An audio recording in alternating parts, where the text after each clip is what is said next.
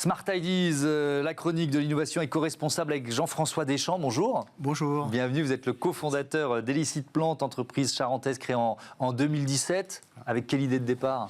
L'idée de départ, c'est d'utiliser des phytostérols, qui sont des molécules spécifiques aux plantes, un peu l'équivalent des cholestérols, qui sont dans les parois cellulaires des plantes et qui sont utilisés par les plantes pour réagir à des stress. Ok. En fait, naturellement, elles utilisent ça pour réagir. En fait, la plante, elle ne peut pas bouger. Donc, elle a des mécanismes de protection, de réaction au stress, et les phytostérols sont des molécules clés de réaction. Et donc, vous avez mis au point un procédé, pourquoi ? Pour stimuler cette réaction ? Alors, ce qui est très intéressant, c'est que ces molécules étaient parfaitement connues des scientifiques depuis pratiquement plus de 30 ans, mais jamais personne n'avait réussi à les exporter en plein champ.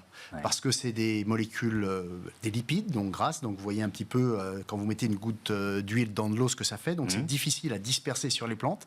Et nous, le secret, le verrou que l'on a fait sauter, technologique, c'est de pouvoir pulvériser en plein champ, à grande échelle, ces molécules pour faire réagir les plantes en anticipation.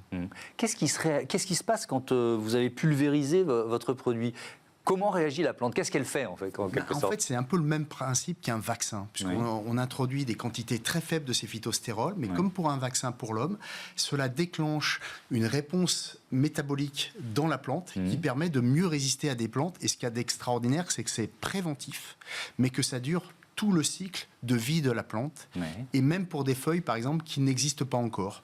Donc, et c'est démontré à la fois parfaitement par la science et en plein champ par les différents essais que nous avons menés. Ça permet aux plantes de se prémunir contre quoi ? Je parlais de stress hydrique dans les titres. Il y a que ça ou il y a d'autres possibilités, maladies éventuelles ?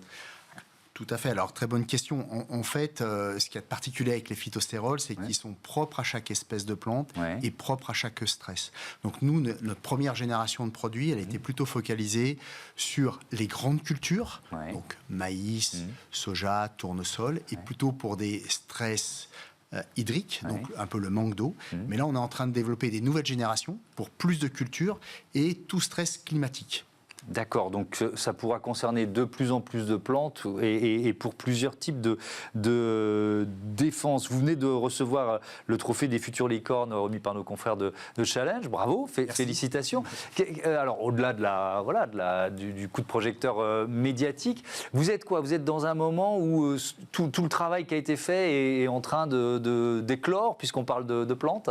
Oui, c'est fantastique ce qui nous arrive, parce que ce type de business, c'est quand même compliqué parce qu'on est sur de la science du vivant. On est sur des temps longs parce qu'il n'y a qu'une ou deux saisons en agriculture. Au Brésil, il y a 2 voire 3 saisons, mais en Europe, il n'y a plutôt qu'une saison. Donc tout ça prend énormément de temps. Il y a une réglementation qui est très stricte, qui est différente d'un continent à un autre, qui évolue. Donc, pour mettre au point un produit comme le nôtre, il faut en général une dizaine d'années et pouvoir le commercialiser. Ce qui s'est passé depuis 1 an, c'est qu'on a obtenu des autorisations de mise sur le marché, dans un premier temps au Brésil, puis dans toute l'Europe. Initialement, on avait France et puis Ukraine.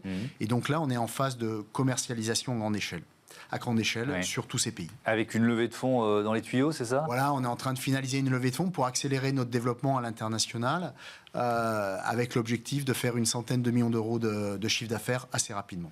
Votre entreprise, elle est labellisée Lucie 26000, qui est un label de quoi ? D'éco-responsabilité, on peut dire ça comme ça ? Tout à fait, c'est le pendant d'une certification ISO 26000, qui a une responsabilité sociétale et environnementale pour la société.